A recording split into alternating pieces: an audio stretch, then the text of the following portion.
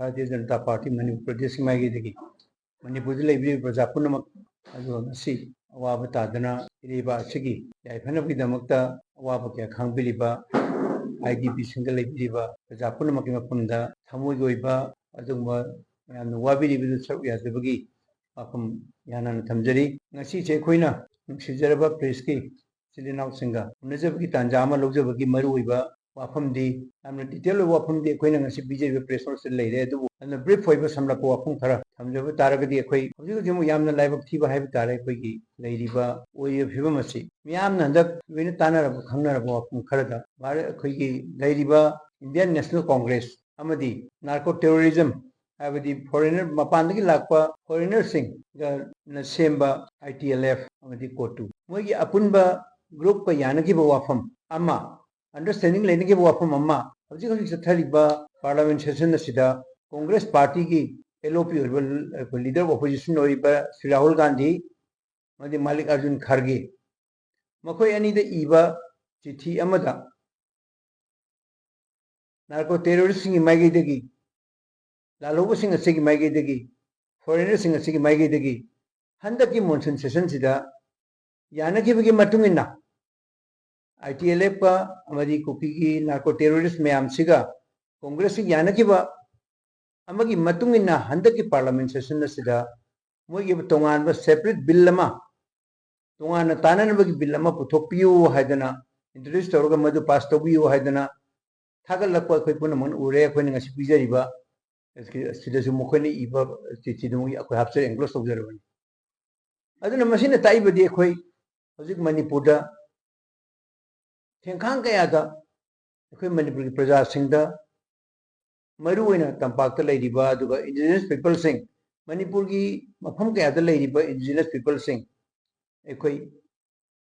महोत्सव की वजह बा मिहोरोल लगी लेजर पर कोई सिंह मथक तो पीरी बा, आवाज़ से टेंग, मैं आमसी पीने लगी दमकता एक कोई ना, नसी के सिकुम्बा, हमने लूर बतान ज़्यादा कुकी सिंह तोड़ी भी डिमांड सिना मैं एक सिंह ताई मधुदी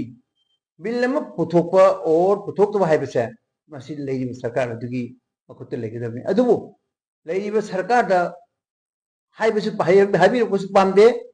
अदुबो हाई दा दना कांग्रेस पार्टी की राहुल गांधी लीडर ऑपोजिशन हो रही बा राहुल गांधी अमेरी कांग्रेस की प्रेसिडेंट दा मोई ना फोंग ना चिट्ठी इरगा नकोई याना की बगी मतुंगिना हंदक की मॉनसून सेशन से बिल से पुथो उ हाइदना हाइर पुछना मैं एक सेना ताई मधुदी एकोई कांग्रेस पार्टी का मपान की चंगाइबा फॉरेनर सिंह असिगा नार्को टेररिस्ट सिंह असिगा मरी लेने हाई बजे कोई सिंह तो ngomde adu puna maktugi mathakta makoi ni yanagi bi matungina handak pangthokkiba lok sabha election da kuki gi polling station singda 99% 10% phangba yadabani na 99% kuki the vote piraga kuki na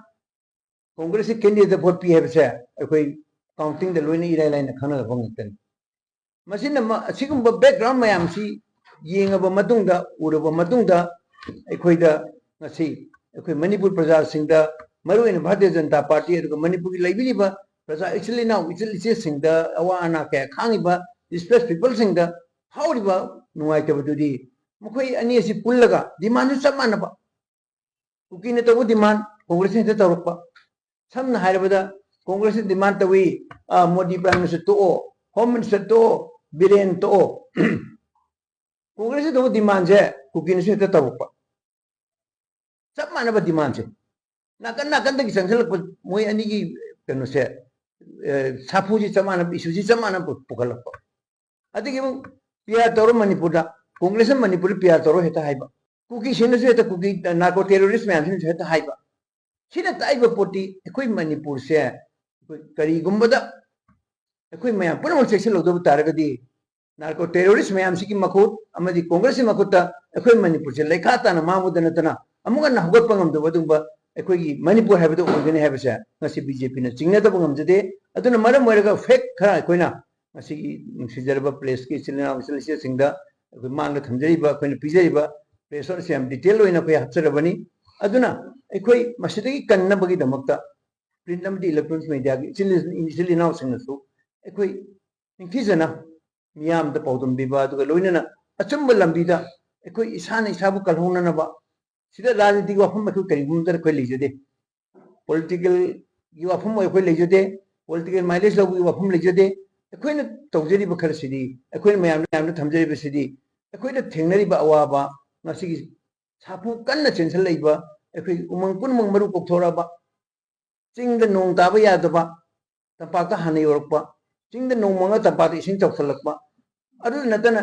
Poppy थारगा अखोइदा नहावै चाइनादा तोगिबा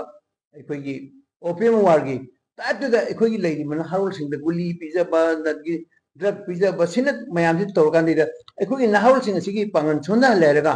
Manpur प्रजा सिंगी पांगल सोंदा लेरगा मसी Moina तौनिंगबा तौबु यानर बि चथरपु plan से मसीदा अखोई मरु ओइना Congress party सु यावि हाइबसे अखोई मसी हाइबदा hymen थोक्तब्रा हाइबदो आई मयामना थमजबनी अदुगा लोइनना मसीगे अखोइना पिजरिबा थमजरि वफम खरसि media के नुसिजरब इसिलना उसिलसिंगना हय अंगनबा युक्ता अदु housing hockey मतुंगदा अखोई electronics media दा पुथुपिरकदौरिबा अखोई चैनल पुनमक्ता निंथिजना मणिपुर प्रजा मयामदा अखोई पौदम बिदना अखोई ओइरिबा फिवम ओइरकदब फिवम मयामसि निंथिना तंबियु हाइदना मीडिया के इसिलना सिंगदा अखोई हंगचरगा अफम खरसि